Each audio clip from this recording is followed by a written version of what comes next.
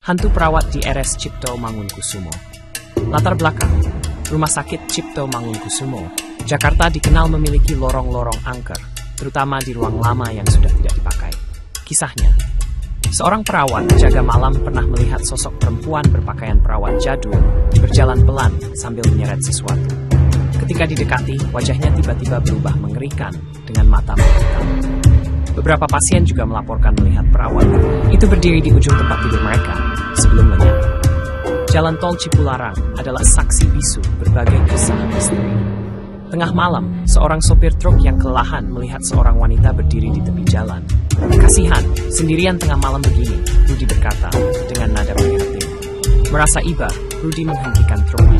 Wanita itu berpakaian serba merah, masuk ke kabin belakang tanpa mengucapkan sepatah kata pun. Pintu berdering tutup. Rudi melanjutkan perjalanan dalam suasana sunyi dan mencekam.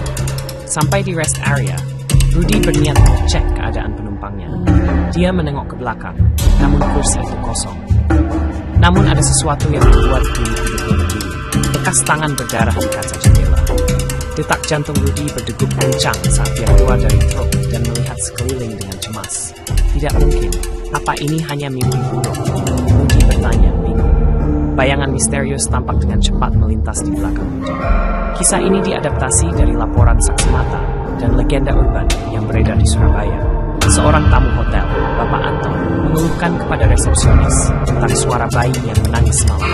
Saksi melaporkan dengan rasa takut dan trauma. Permisi Mbak, saya tidak bisa tidur semalam suntuk. Bayi di kamar sebelah menangis terus, keluh Bapak Anton dengan kesal. Resepsionis menjawab dengan bingung.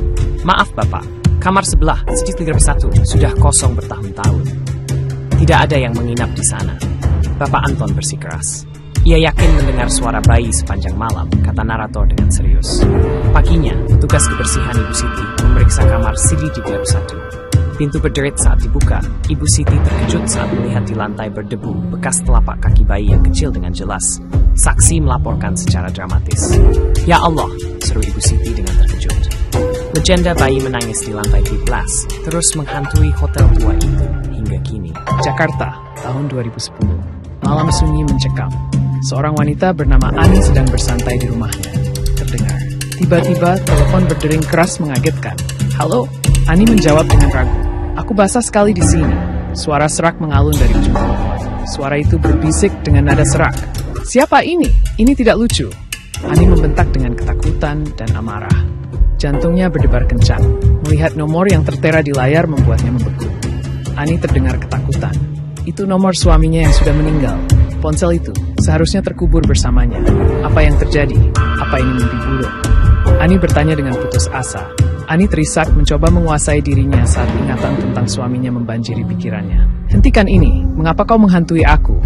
Ani memohon. Rindu sayang, terdengar dengan suara meski ketakutan menguasainya. Ani menjawab, aku rindu juga. Kumohon tenanglah di sana. Ani berbisik, telepon itu pun langsung terputus. Di sebuah desa di Banyumas, Jawa Tengah, kisah tentang pocong di sawah menjadi legenda yang menakutkan. Subuh itu, seorang petani bernama Pak Wardi pulang dari ladangnya. Suara langkahnya memecah kesunyian. Tiba-tiba Pak Wardi melihat sesuatu. Sesosok putih melompat-lompat di pematang sawah. Pocong! Dia pikir dengan takut. Siapa itu? Pak Wardi bertanya dengan suara berbisik ketakutan. Dengan keberanian yang tersisa, Pak Wardi mengejar sosok itu. Namun, keajaiban terjadi. Sosok pocong itu tiba-tiba muncul di depannya, seolah berteleportasi. Astagfirullah! Pak Wardi teriakkan dengan ketakutan luar biasa. Pak Wardi lari tunggang langgang, tak berani menoleh ke belakang. Esok harinya, warga desa menemukan kuburan baru. Tanah di atasnya berkoyak, seperti ada sesuatu yang keluar dari dalam. Sejak saat itu, kisah pocong di sawah menjadi cerita yang terus diceritakan, membuat bulu kuduk merinding.